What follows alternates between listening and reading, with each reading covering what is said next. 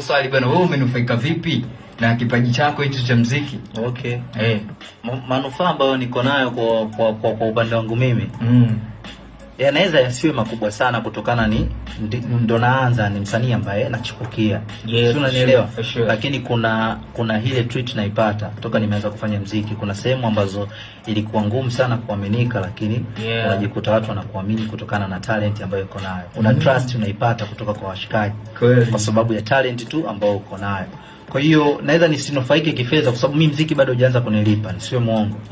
Muziki mimi bado hujaanza kunilipa, lakini kuna baadhi ya vitu vyangu naona vinaenda kwa uwepesi tofauti nisingekuwa kwenye game.